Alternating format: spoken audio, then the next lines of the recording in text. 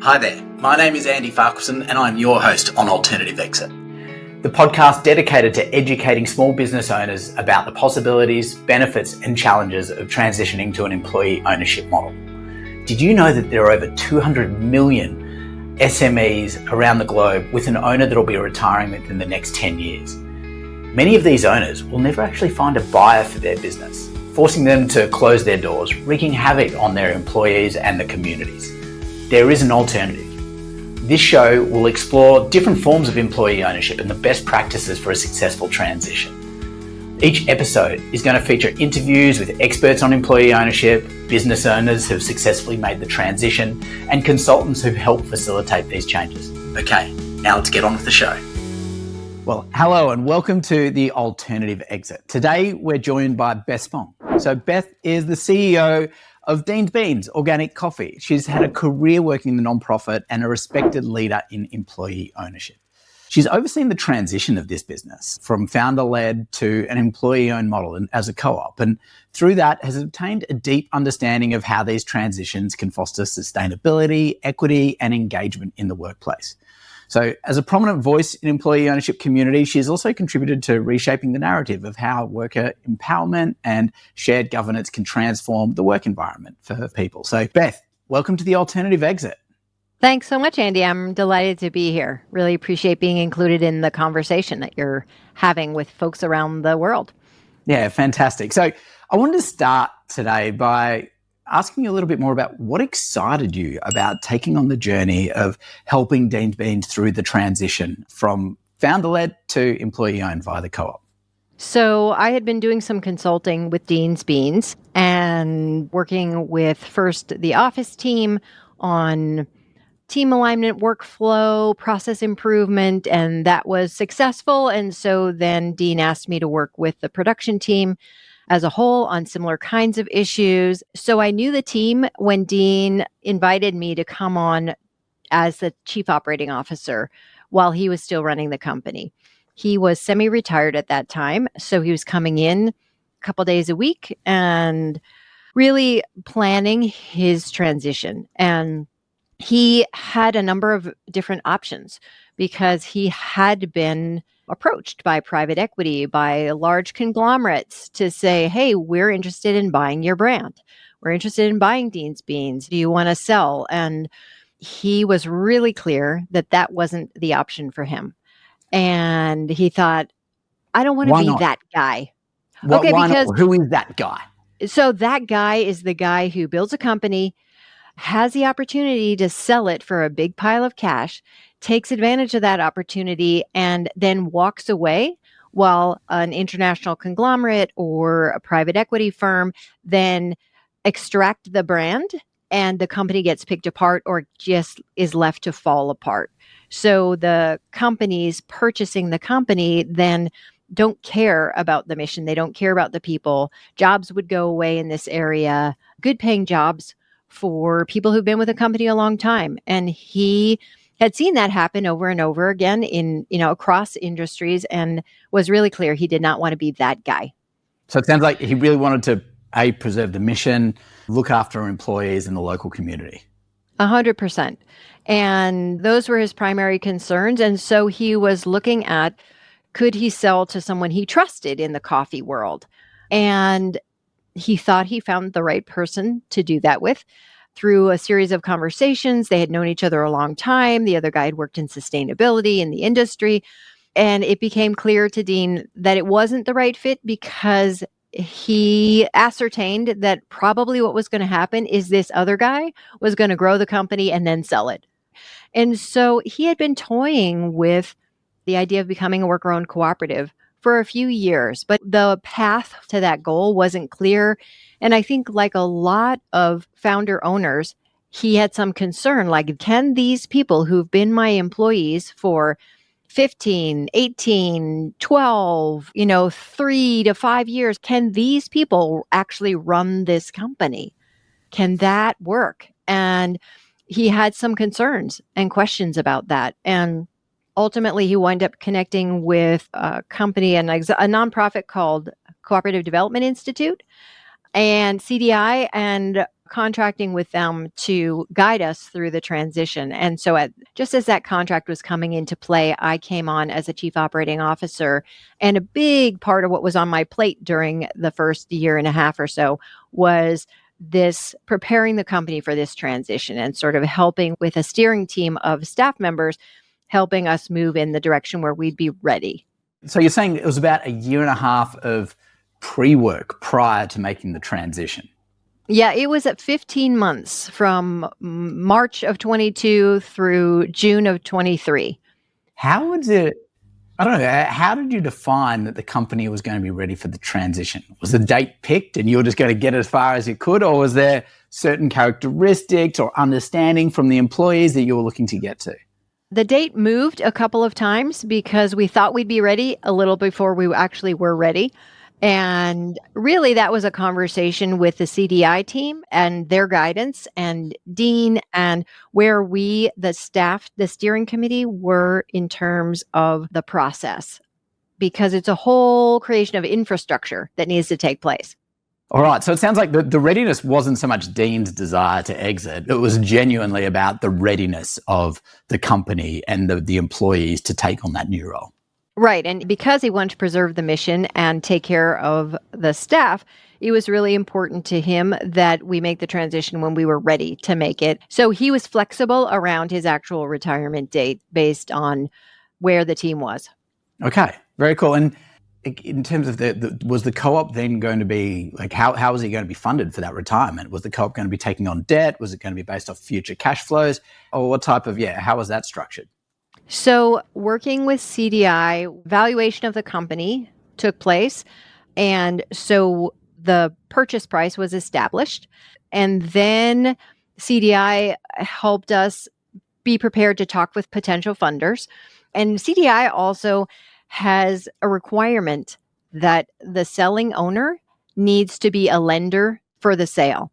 So the selling owner has skin in the game in terms of helping to ensure the long-term success of the business, because if we don't succeed, we're not going to be able to continue paying the mortgage.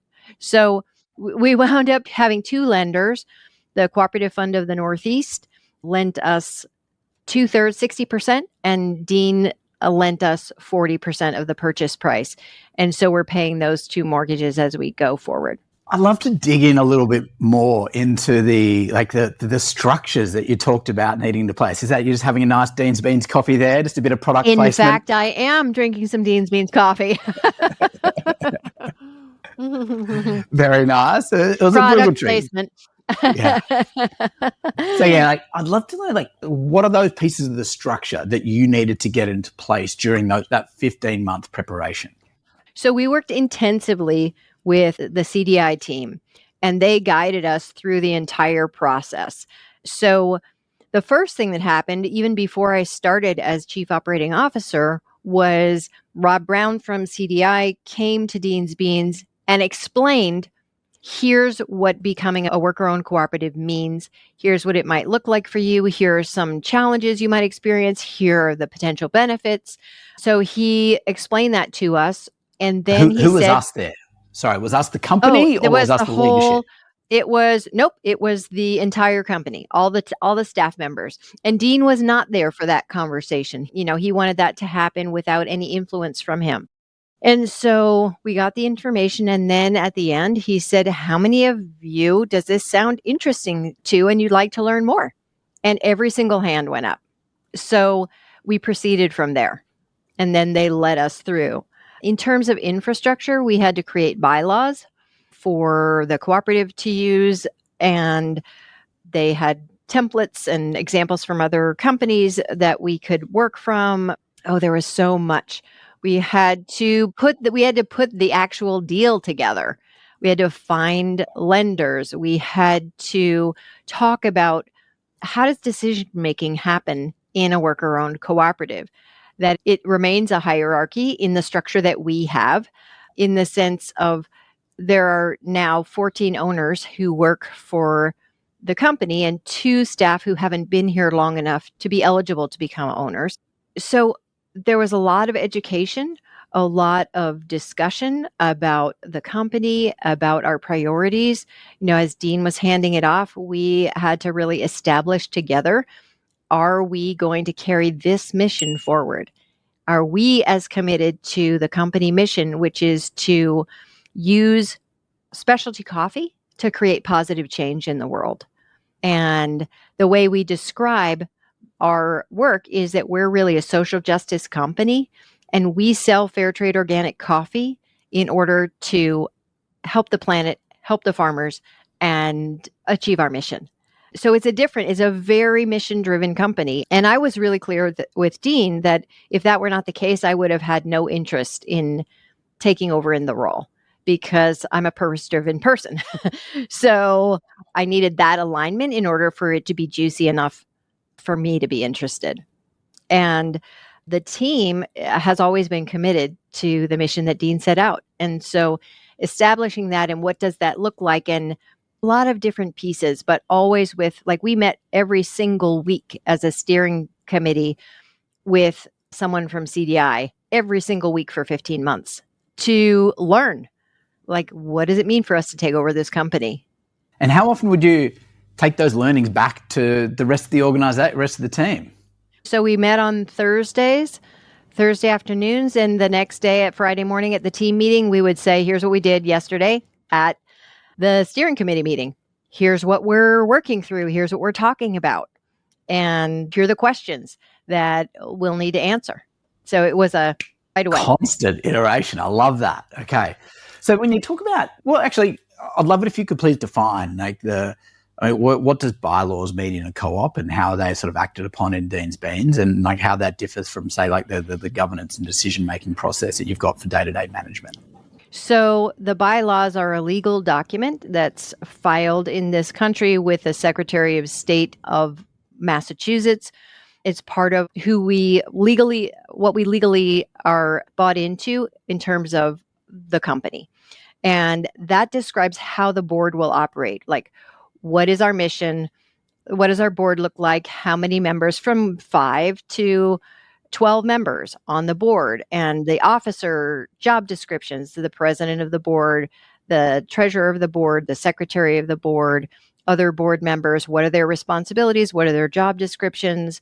When do meetings happen? How does communication happen? How much notice does the whole team need to get before a board meeting? Because the whole staff is invited to attend any board meeting that they want to.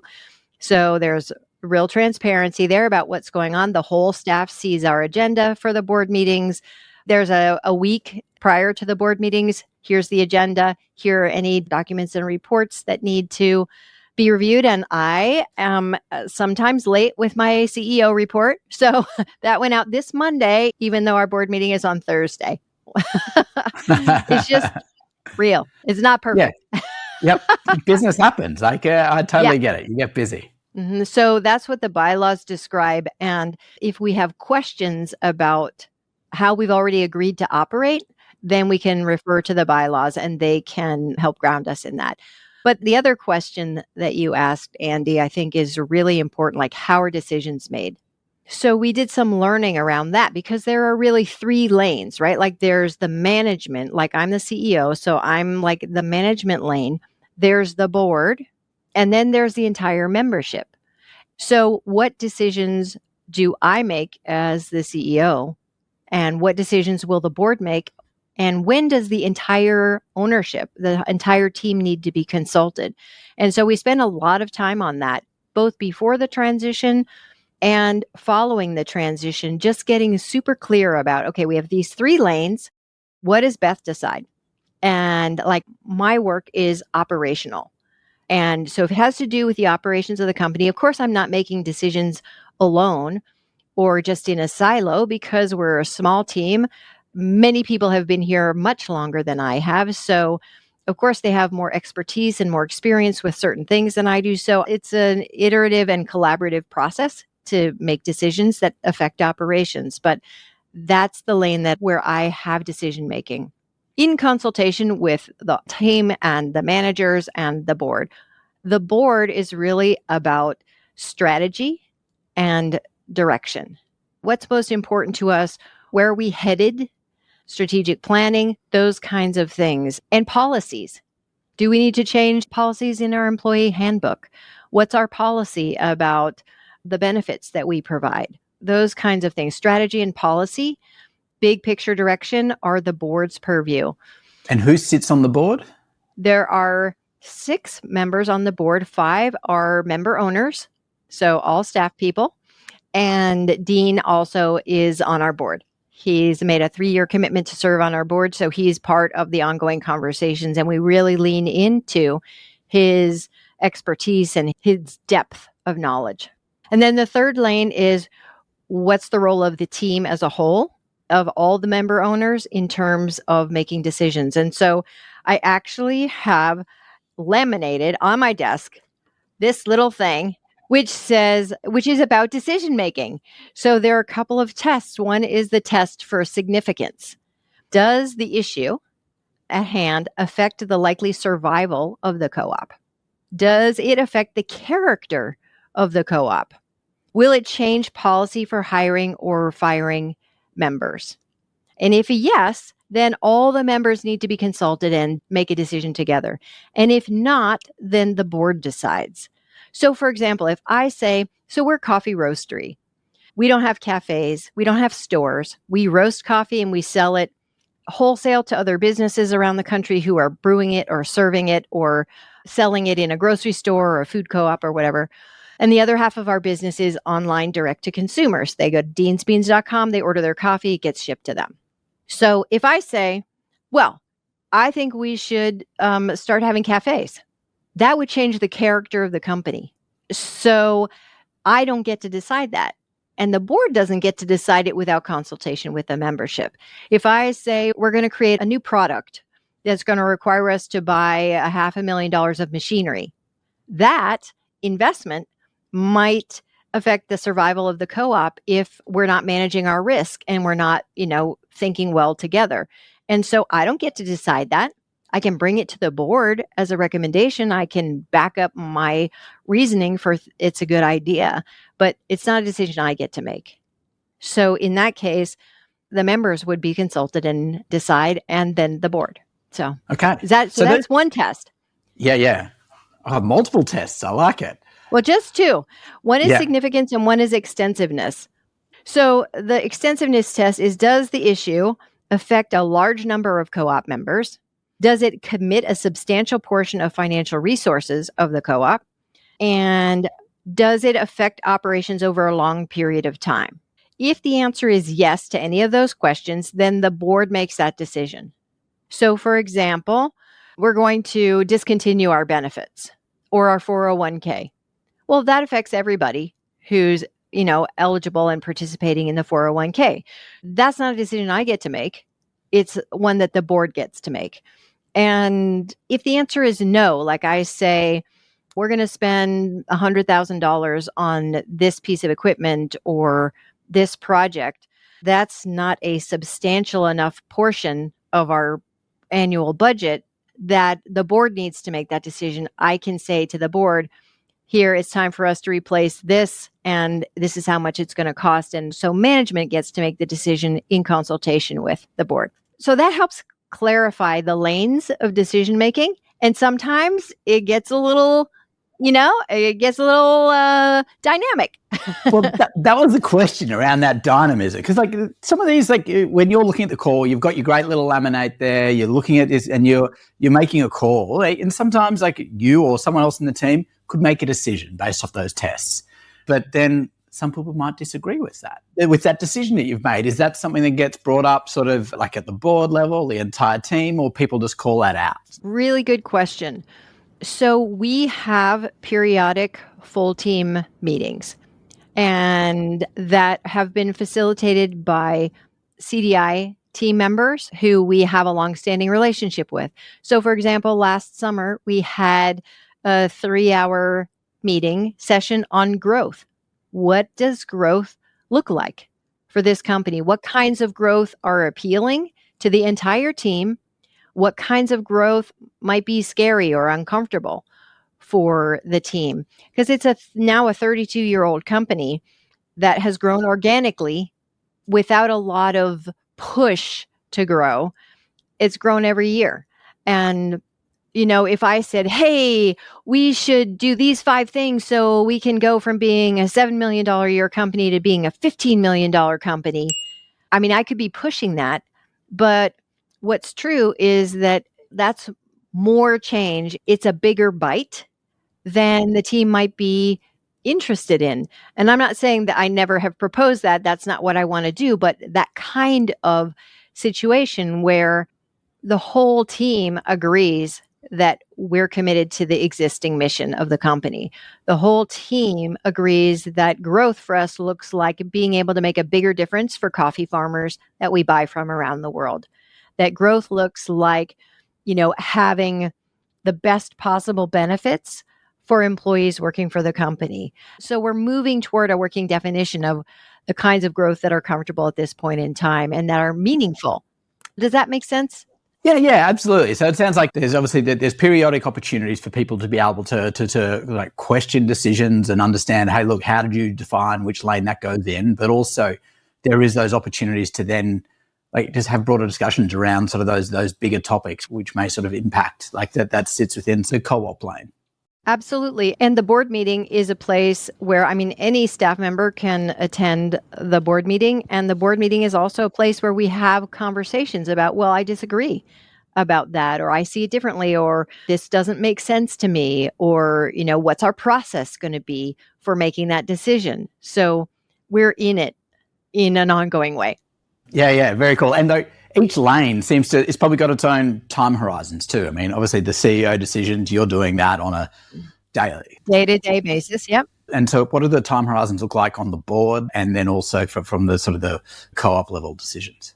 What I call refer to as a baby co-op. So we've been a co-op for like less than a year and a half now. The end of the year will be 18 months. Even though we're a 32-year-old company, we've been a co-op for 18 months. So this is a time period where I think we're really focused on getting our legs under us and seeing how we work together to maintain what has already been built.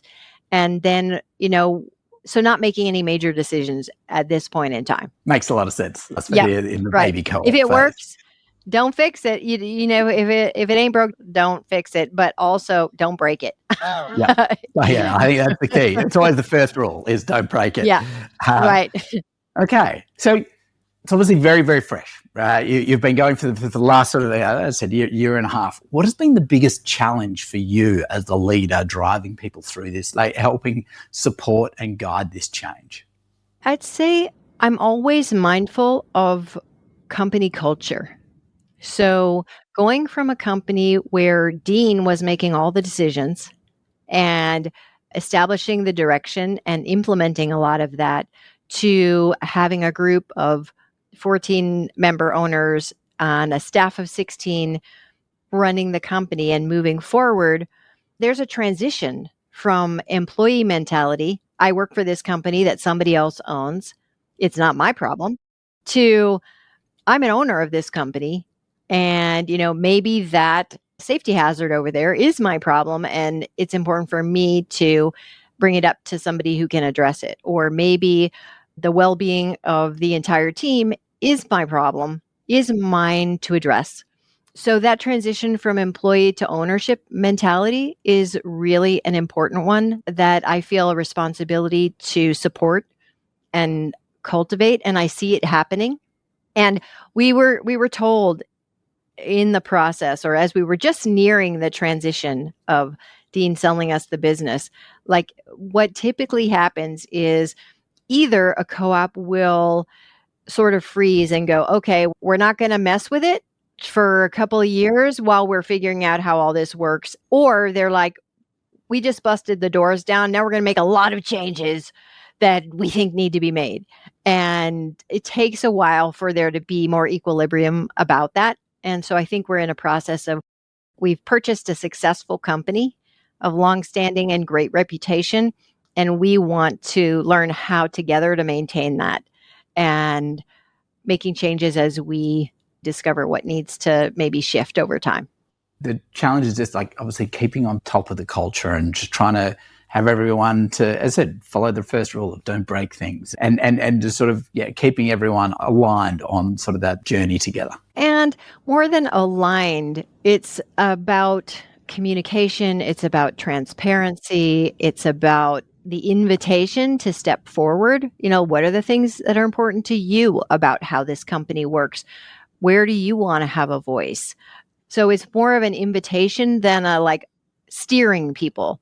Yeah, no, I love that. It's a much nicer way to put it, and bring people into the conversation rather than trying to take them to a destination. So what has been the response from some of the employees, or now owners, when they talk to you about sort of now being an owner? What are they saying? How's their behavior changed? Well, we're really fortunate because we have a strong, stable team. There's so much expertise, so much passion and commitment on our staff. And people have been here for 22 years, 21 years, 18 years, 17 years. There's not a lot of turnover because there's a really strong commitment to the mission and to the company. The company treats people well, takes really good care of people, and people are invested in that. So that continues. I think what I'm seeing is people feel more comfortable asking questions and bringing up concerns. And I feel like as a CEO, it's my job to be as open as possible and inviting that, because, in the hierarchy of the company that we have, I'm at the top of that hierarchy, which doesn't mean I know the most. It doesn't mean that I care the most. It doesn't mean that I have power over people or I have power with people. And that's really important. So one of the things I'm seeing is people really stepping into the questions and addressing issues and the conversation as partners in wow, let's figure out how to address this and what the right thing is for us. And I appreciate not being sort of siloed into, well, Beth has to make certain decisions. And then there's then then an us them dynamic gets created. So I'm trying to be as open and welcoming as possible of the very real questions and issues that face any company that is trying to continue succeeding. Obviously, the power of inviting people to step forward has meant that you're not the sole, as the leader on top of the hierarchy, you're not the sole person trying to identify what the problems are and then come up with solutions. People are coming to you with ideas and opportunities, and then you're working together to figure out how that would impact the co-op. Right. I think it's both those things are happening. All right. And so, Beth, what I'd love to do as we sort of come to the end of the conversation, I'd love to just ask you a fast round of questions. So I'm just going to ask you 3 quick questions and offer you a quick response. How does that sound? Perfect. Okay. So who is the leader that you most admire in employee ownership? I would say John Abrams is my hero. I'm reading his book, The Companies We Keep, which is just a beautiful, beautiful book. And he's traveled so far over the last 38 years with South Mountain and done a lot of the learning. So I'm really interested in learning from companies who have been where we are. And he definitely stands out for sure. Fantastic. Well, look, we'll put a link to his episode because we have done a recorded episode with John. Of course you have. So we'll put a link to that in the show. What is your favorite resource on employee ownership? I go to 3 places. One is the South Mountain website, which has a ton of resources on their process and the systems they've put in place. So that's huge. The National Federation of Worker-Owned Cooperatives is also a great resource, huge volume of information and tools and learning opportunities there. Also, when I need feedback and a reality check or resources, I just send an email or pick up the phone and call our amazing consultants at CDI, Cooperative Development Institute, hey, Rob, how about this? Or Ryan or Heather, here's a challenge. I need some more perspective. Is there something I'm missing here as I'm trying to understand what's the best way forward? It's amazing to have that resource. That's amazing. Okay. So, and then we'll round it out with the last question. What would you say to a business owner, another dean, who's sitting on the fence regarding a transition to employee ownership? Here's the deal. Lots of business owners wait and sit back with a couple of different assumptions. They assume that it's going to be easy for them to sell their business. And in fact, less than 20% of the businesses that are put on the market sell. So the likelihood of succeeding in selling your business is pretty slim. And the other assumption that a lot of business owners make is, well, I've built this successful business. Of course, my children or my grandchildren are going to want to take it over as part of my legacy and my gift to them. That only happens 15% of the time. And so the fact that people are sort of waiting for those things to occur, but they don't actually happen the majority of the time, I think is really sobering. And it's also true, I think, that who knows better the ins and outs of the cycles, the business cycles, the needs, the people you serve, who knows all those things better than the people who are already helping you run your company? And, you could be an agent of change and opportunity by inviting a consultant in or an organization in to support your team and you in moving toward employee ownership. I also think one other factor that's key is that business owners tend to overvalue their businesses. And what I mean by that is not that it's not a great business. It's that they know they have lived through the passion, the vision, the blood, sweat, and tears, the anxiety, the successes. They've lived through all that, and it's very real for them. And so when they're thinking about what value does this business have, all that comes into the value that they assume is part of the business, and not how a potential buyer will understand the value of your company. And it's really important to understand that your annual revenue is not the value of your business. And so when a formal business valuation occurs, there are a lot of different factors that go into that, but it's not like we earn $10 million a year, so we should sell our business for $10 million or more. So it's a complex calculation. So navigating that piece, I think, is also an important part where having guidance makes a huge difference. I love it. Beth, where can people go to learn more about your story and Dean's Beans? You can go to deansbeans.com and learn about, there's so much online on our website about the mission and the vision of the work that we do. And you can find us on Instagram and Facebook and see what's happening in our world and the different ways that we're living our mission in terms of our commitment to people, being coffee farmers and the people who work at Dean's Beans and our community and the planet in terms of protecting the planet and doing everything that we can to reduce our carbon footprint and mitigate the impact of climate change. We'll put all those links in the show notes so people can go find them and connect with you. Beth, thank you so much for sharing your thoughts with us today, and thanks for joining us on Alternative Exit. Thanks so much, Andy. Great to be here. Right. Thank you. We hope you enjoyed this episode. If you want to continue learning about employee ownership as an alternative exit, head across to abettermonday.me for additional links and resources. You can also make sure to subscribe or follow along in your favorite podcast app, and be sure to leave us a 5-star review.